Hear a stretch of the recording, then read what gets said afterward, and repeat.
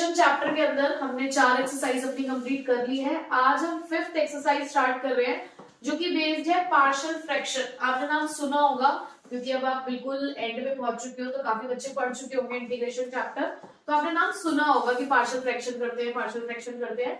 तो ये exercise basically उसी पार्शियल फ्रैक्शन के ऊपर बेस्ड है।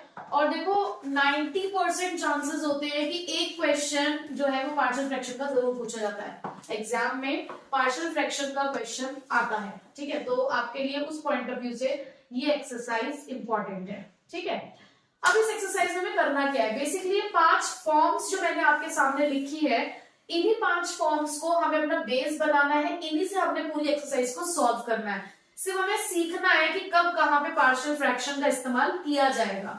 देखो हमारे पास पहली फॉर्म है, ये हमारी रैशनल फॉर्म्स है, इसे हम पार्शियल फॉर्म में कन्वर्ट करेंगे। ठीक है, तो पहली फॉर्म है हमारे पास px plus B upon X minus A और x माइनस बी, जहां पर a और b सेम नहीं होने चाहिए, तो आप उसे सीधा सीधा कन्वर्ट कर सकते हो a upon X minus A और b upon X minus B.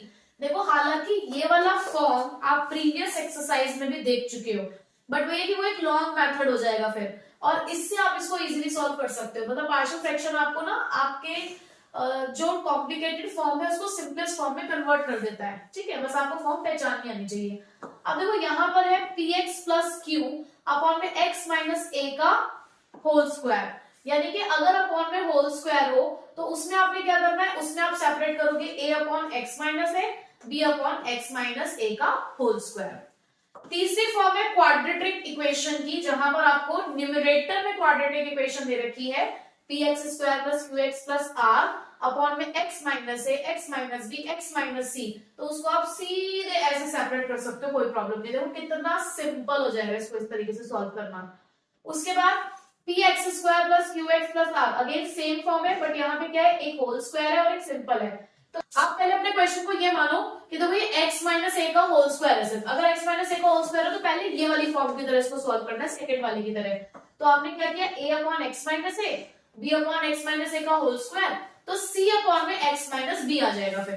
ठीक है, लास्ट फॉर्म हमारे पास क्वाड्रेटिक, और न्यूमरेटर में भी क्वाड्रेटिक है और डिनोमिनेटर में भी क्वाड्रेटिक है, तो ऐसे में आप क्या करोगे, a अपॉन एक्स माइनस ए, ये तो है ही आपके पास, फिर bx प्लस c अपॉन में क्वाड्रेटिक, और इसको सॉल्व करना आपको आता है कि कैसे सॉल्व कर सकते हैं। यहाँ पे अगर फैक्टर बन रहे हैं तो ठीक, नहीं फैक्टर बन रहे तो वही जो हम पीछे अपने कंप्लीट स्क्वायर मेथड सीख कर आए हैं, आप उससे भी इसको सॉल्व कर सकते हो। अब आप इस सब में ना एक चीज कॉमन देख रहे हो कि यहाँ पर तो स्मॉल abc है या चलो pqr है, ये कैपिटल AB या ABC ये क्या है, बेसिकली आपको इन्हीं के वैल्यूज फाइंड आउट करनी होगी। ठीक है, तो पार्शियल फ्रैक्शन के अंदर हम यही देखेंगे कि कौन सी फॉर्म है और किस फॉर्म में हम कौन सा यहाँ पर मेथड यूज कर सकते हैं, कौन सी फॉर्म यूज कर सकते हैं वो। ठीक है, तो सबसे पहले मैंने क्वेश्चन नंबर 1 से ही स्टार्ट किया है। देखो क्वेश्चन नंबर 1 के अंदर हमारे पास x अपॉन में x प्लस 1 और x प्लस 2 ये दे रखा है। अगर आपको पार्शियल फ्रैक्शन नहीं भी आता हो तो भी आप इस क्वेश्चन को सॉल्व कर सकते हो, परफेक्ट स्क्वायर मेथड से आपका सॉल्व हो जाएगा, ऐसी कोई दिक्कत वाली बात नहीं है, आप इसे कर जाओगे। लेकिन जब हमारे पास है एक सिंपलेस्ट फॉर्म, तो क्यों ना हम इसे पार्शियल फ्रैक्शन से ही सॉल्व करें। तो देखो ये है, ये वाली फॉर्म दिख रही है हमें। अब आप कहोगे वहां तो प्लस है या माइनस है, उसको कोई फर्क नहीं पड़ता। ठीक है, आप कैसे भी यूज कर सकते हो इसको। तो ये पहले वाली फॉर्म दिख रही है हमें, पहले वाली दिख रही है, ये वाली दिख रही है, ऊपर वाली ये वाली दिख रही है ना, क्योंकि यहाँ पर देखो दो सेपरेट है हमारे पास, वहां पे भी दो अलग अलग है। तो पहले वाली फॉर्म है, अब इसको चेंज करते हैं जरा, हम ऐसे लिखेंगे इसको x upon X plus 1 X plus 2 is equals to a upon X plus 1 plus b upon X plus 2। अब आपको करना क्या है, अब आपको इधर लेना है एलसीएम, ये तो एज इट इज रहेगा, x plus 1 into X plus 2 is equals to, आपने यहां पर एलसीएम लिया तो a के साथ x प्लस 2 आ गया और b के साथ x प्लस 1। ये बात तो समझ आ गई होगी, जब आप एलसीएम लोगे तो भाई ये इससे मल्टीप्लाई होगा और ये इससे मल्टीप्लाई होगा। अब क्योंकि इक्वल्स टू में है तो ये तो पूरा एज इट इज कैंसिल हो गए। अब हमारे पास बचा क्या, x इज इक्वल्स टू, ये अंदर मैं मल्टीप्लाई कर देती हूँ, ax plus 2a plus bx plus b। अब इधर से x वाले कॉमन निकाल लो, जब x आप कॉमन निकालोगे तो ये बचा a plus b, ax bx में से x कॉमन निकालो तो a प्लस b, और क्या बचा 2a प्लस b। अब कंपेयर करना है आपको इस इक्वेशन को। आप कह रहे हो कि ये दोनों इक्वेशन इक्वल है। अगर ये दोनों इक्वेशन इक्वल है तो यहाँ x का कोफिशिएंट क्या है 1, तो इसका मतलब यहाँ भी x का कोफिशिएंट क्या होना चाहिए 1। इसका मतलब a प्लस b की वैल्यू क्या होनी चाहिए 1। यहाँ पर कोई कांस्टेंट टर्म ही नहीं है, जबकि यहाँ पर हमारे पास 2a प्लस b बचा हुआ है, तो that means 2a plus b की वैल्यू क्या होगी 0। तो अब आप इन दोनों को सॉल्व कर लेना है। ये आप सॉल्व करोगे, आगे आपका minus a is equals to 1, तो a की वैल्यू आ गई -1। जब a की वैल्यू -1 है तो आपने यहां डाला -1 plus b is equals to 1, तो b की वैल्यू क्या आ गई 1 प्लस 1 यानी कि 2 मिल गया। अब जस्ट आपने क्या करना है, a और b की वैल्यू को यहाँ पे पुट करना है। तो आपने यहाँ पुट किया, a की वैल्यू -1 है तो माइनस बाहर 1 यहाँ पर x plus 1 dx plus b की वैल्यू है 2 जो कि बाहर आ जाएगा 1 अपॉन x प्लस 2 dx। कर दो इंटीग्रेशन। माइनस 1 अपॉन x का इंटीग्रेशन क्या होता है log x, तो यहां पर आप उसको उसी तरीके से ट्रीट करोगे तो हो जाएगा minus log x plus 1 plus 2 log x plus 2। ठीक है, मैंने आपको एक प्रॉपर्टी पहले ही बताई थी कि log m minus log n क्या प्रॉपर्टी होती है log m अपॉन n। ठीक है, दूसरी एक और प्रॉपर्टी आपके पास log m n जो होता है n log n। तो देखो इन दो प्रॉपर्टीज का हमें यहाँ पे इस्तेमाल करना है। बेसिकली पहले तो ये जो ये वाली फॉर्म दिख रही है आपको ये है, तो आप इसको सबसे पहले कैसे लिखोगे minus log x plus 1 plus log x plus 2 का स्क्वायर। ठीक है, प्लस c। अब आप इसको सॉल्व करो log m माइनस n, तो बेसिकली आपका फाइनल आंसर क्या आ गया log x प्लस 2 का स्क्वायर अपॉन में log x plus 1 plus c। बस ये यहां तक आपको छोड़ना है। ठीक है, अब नेक्स्ट क्वेश्चन हमारे पास क्वेश्चन नंबर 4। क्वेश्चन नंबर 4 है हमारे पास x अपॉन में x माइनस 1 x माइनस 2 और x माइनस 3। नीचे तीन चीजें मल्टीप्लीकेशन में है।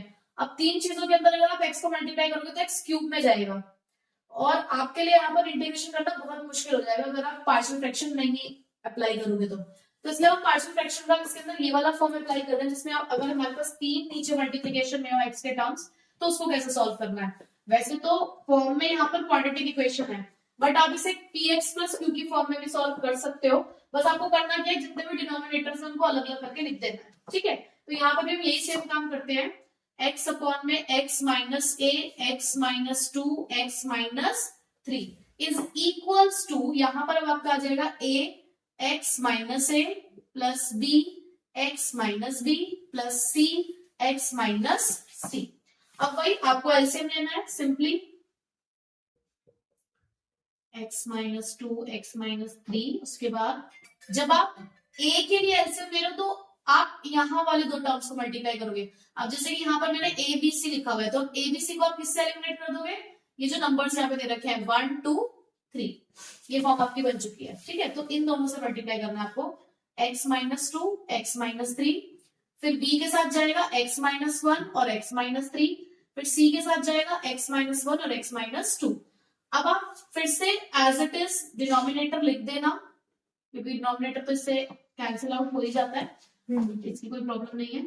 अब आपने क्या करना है, पहले अंदर के ब्रैकेट्स को सॉल्व करना है। ठीक है, तो ब्रैकेट्स को सॉल्व करोगे x square minus 2x minus 3x plus 6, फिर b x square minus 3x minus x plus 3, फिर c के लिए x square minus 2x minus x plus 2।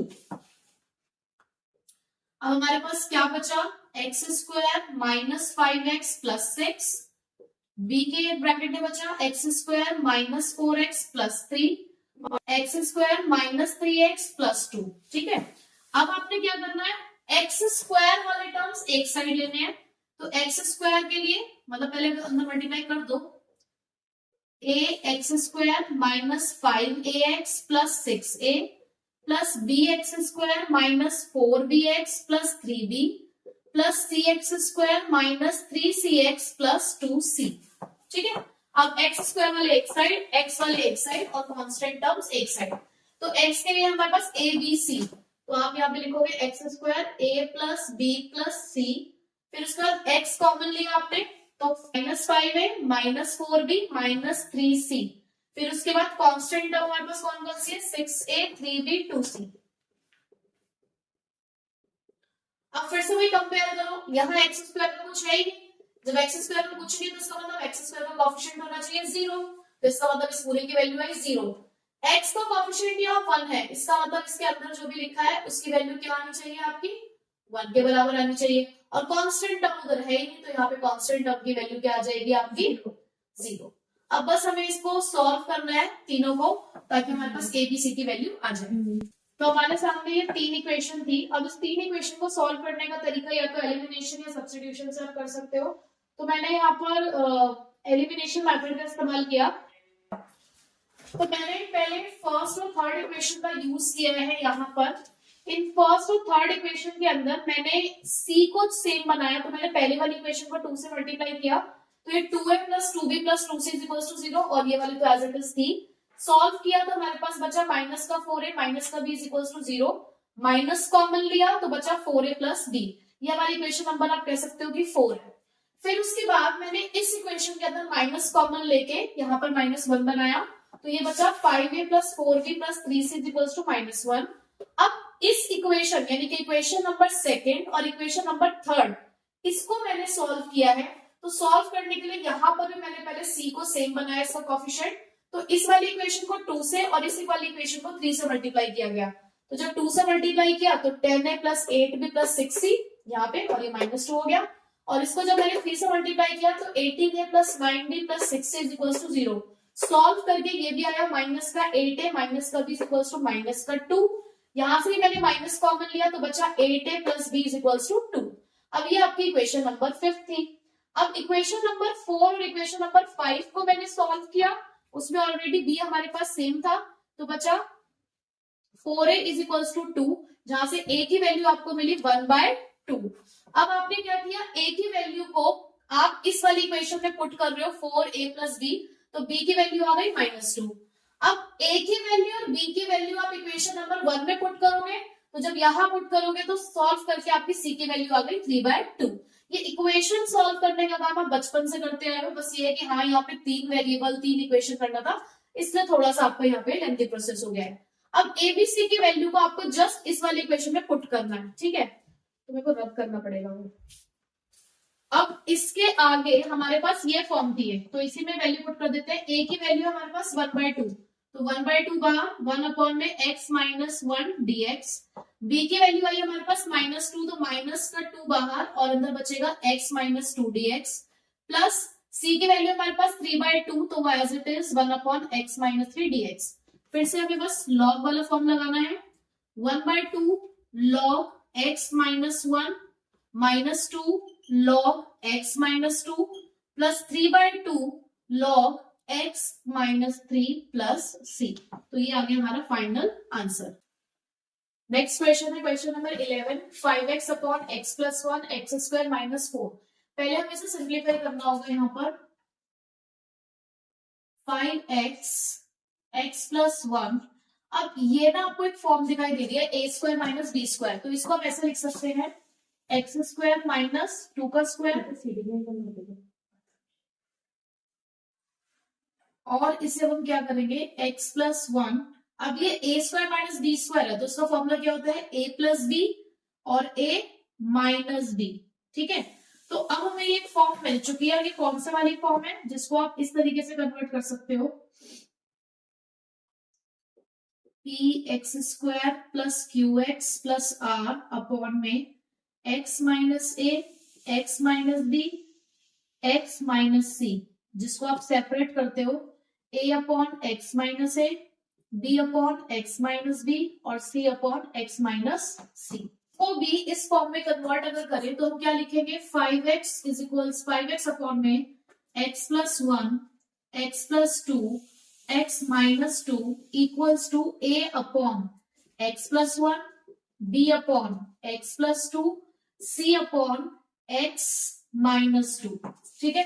LCM लेना है हमने, जब आप एलसीएम लोगे तो ये तो एज इट इज आएगा x plus 1 x plus 2 x minus two, और यहाँ पे जब आप एलसीएम लोगे तो ये हो जाएगा x plus two, X minus two, plus B X plus one और x माइनस टू, और c के लिए आएगा x प्लस वन और x माइनस टू। ये मैंने किस तरीके से लिया ये समझ आ रहा है, क्योंकि देखो एलसीएम लोगे तो तीनों आएगा एलसीएम के लिए, और जब x प्लस वन तो है यहाँ पर, ये दोनों चीजें नहीं थी तो ये दोनों चीजें मल्टीप्लाई में आ गई। b के पास x प्लस टू है तो ये दोनों मल्टीप्लाई में आएंगे, c के पास x माइनस टू है तो ये दोनों मल्टीप्लाई में आएंगे। ठीक है,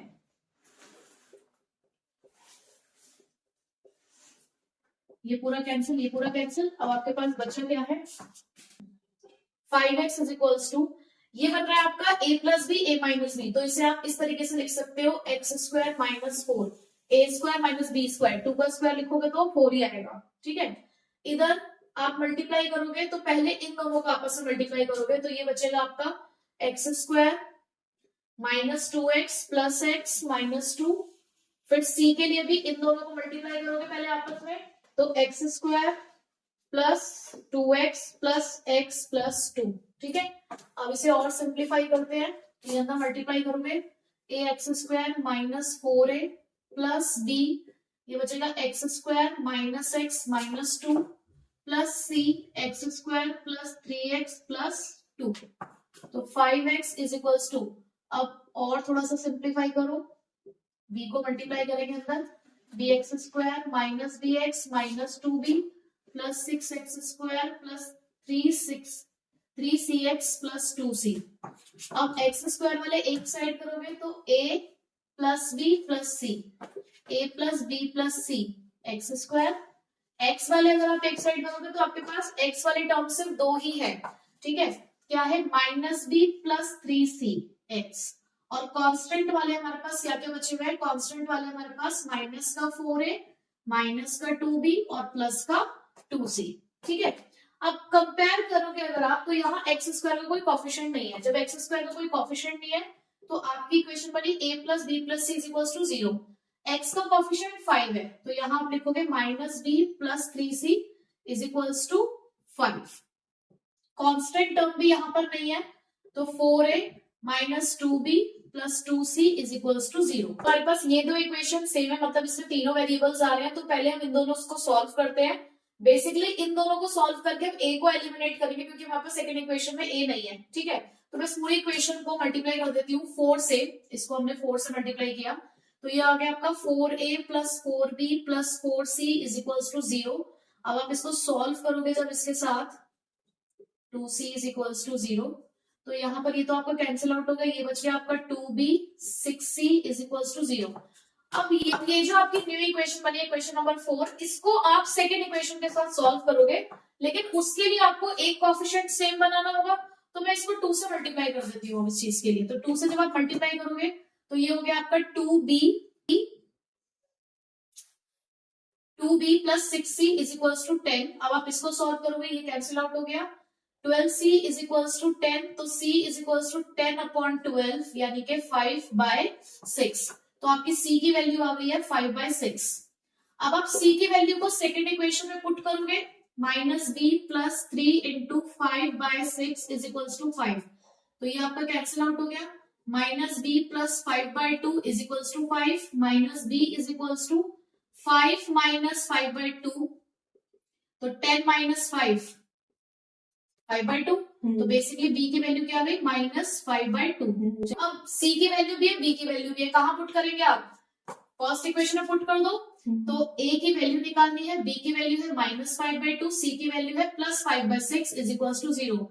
एलसीएम लोगे आप यहाँ पे 6, तो ये 3 से मल्टीप्लाई करोगे तो माइनस का 15 प्लस का 5 इज इक्वल्स टू जीरो, तो a माइनस 10 अपॉन 6 यानी के 5/3, तो a की वैल्यू आ गई है 5/3, तो a की वैल्यू है 5/3, b की वैल्यू है माइनस 5/2 और c की वैल्यू है 5/6। बस हमें कहाँ पुट करना है अब इस चीज को, हमने ये फॉर्म बना रखी है, ये रही हमारी एक्चुअल फॉर्म जिसमें हमें पुट करनी है ये वैल्यूज। तो a की वैल्यू क्या आई है हमारे पास 5/3, तो 5/3 रखेंगे आप बाहर और ये आ जाएगा 1 अपॉन एक्स प्लस 1 dx। उसके बाद आपकी b की वैल्यू आई है माइनस 5/2 बाहर 1 अपॉन x प्लस 2 dx। फिर आपकी c की वैल्यू आई है क्या 5/6, तो +5/6 और 1/x + 2 dx, x - 2 है सॉरी, x - 2 dx। तो बस अब आपने log की प्रॉपर्टी के साथ 5/3 log x + 1 -5/2 log x + 2 और +5/6 log x - 2 + 6। तो ये आ गया आपका फाइनल आंसर। 17th क्वेश्चन है हमारे पास, थोड़ा ट्रिगो के फॉर्म में है कुछ नहीं, बस ट्रिगो के फॉर्म में आपको लिखा हुआ है, इसको आप कन्वर्ट कर सकते हो अलजेब्रिक फॉर्म में। देखो हमें पता है कि यहाँ पर साइन और कॉस दो चीजें दे रखी है, दोनों एक दूसरे के डेरिवेटिव होते हैं। तो यहाँ पर मैं लेट कर देती हूँ, let sin x = t। Now differentiate this with respect to x। तो sin x का डेरिवेटिव क्या होता है cos x, और t का हो जाएगा dt/dx। तो cos x dx की वैल्यू क्या आ गई, सिंपल dt, जो आपने सेकेंड एक्सरसाइज में पढ़ा था सब्स्टिट्यूशन, थोड़ा सा हमने इस चीज का इस्तेमाल यहाँ पर किया है। तो अब आपका इंटीग्रेशन का फॉर्म क्या चेंज हो गया है, cos x dx की जगह पे आ जाएगा dt, और जो नीचे आपके पास है आपने साइन को क्या माना हुआ है t, तो 1 - t और 2 - t। तो अब आप यहाँ पे पार्शियल फ्रैक्शन इजीली लगा सकते हो, जो आपने वैसे सीखा है। तो मैं डायरेक्टली अप्लाई कर रही हूँ, मैं बार बार अब फॉर्म नहीं लिख रही हूँ। तो बेसिकली ये किस फॉर्म में कन्वर्ट होने वाला है, अब एलसीएम लोगे आप तो यहाँ बचेगा 1/1 - t 2 - t = a 2 - t, इसके मल्टीप्लाई में आ जाएगा b 1 - t, और यहाँ आ जाएगा 1 - t इंटू में 2 - t, ये कैंसिल आउट हो गया। 2a - at plus b - bt। तो अब आप t वाले टर्म्स कॉमन लोगे तो यहाँ पर बचेगा माइनस का a माइनस का b इंटू में t, और जो कांस्टेंट टर्म्स है 2a + b। अब कंपेयर करोगे तो यहाँ पे t का तो कुछ भी टर्म नहीं है, तो ये हो जाएगा आपका माइनस का a माइनस का b = 0, और यहाँ बचा हुआ आपके पास 2a + b = क्या कोफिशिएंट है 1। बहुत सिंपल इक्वेशन निकल कर आई है, सॉल्व कर सकते हो इजीली। ये कैंसिल आउट हो गया आपका, यहाँ बचेगा a = 1। a की वैल्यू 1 आ चुकी है, a की वैल्यू को जब आप यहाँ पुट करोगे -1 - b = 0, तो -b = 1, यानी कि b की वैल्यू क्या आ चुकी है -1। अब आप उस वैल्यू को यहाँ पुट करोगे जब, तो a की वैल्यू 1 आई थी, तो 1/1 - t dt, और b की वैल्यू माइनस में है तो माइनस का साइन लगाओ, 1/2 - t dt। तो इसका इंटीग्रेशन आया log 1 - t, और t का कोएफिशिएंट क्योंकि -1 है तो अपॉन में -1। सेम ऐसे यहाँ पर minus as it is log 2 - t, यहाँ पर भी t का कोएफिशिएंट -1 है तो अपॉन में -1 प्लस c। अब यहाँ पे आपके साइन चेंज हो जाएंगे, ये हो जाएगा आपका -log 1 - t, और ये हो जाएगा minus minus plus log 2 - t plus c। log m minus log n की प्रॉपर्टी जो कन्वर्ट होती है log m/n में। तो अब यहाँ पे ये m है और ये n, तो आप इसको इस तरीके से लिखोगे, अब log 2 - t upon 1 - t plus c। अब बस आपको लास्ट क्या करना है, t की वैल्यू को सब्स्टिट्यूट, जो आपने वहां पे क्या लेट कर रखा है साइन, तो 2 - sin x अपॉन में 1 - sin x प्लस c। तो इसी के साथ इस एक्सरसाइज को हम यहीं पे खत्म करते हैं। रिमेनिंग क्वेश्चंस इसी तरीके से है, आपको सिर्फ फॉर्म आइडेंटिफाई करनी है और क्वेश्चंस को सॉल्व करना है।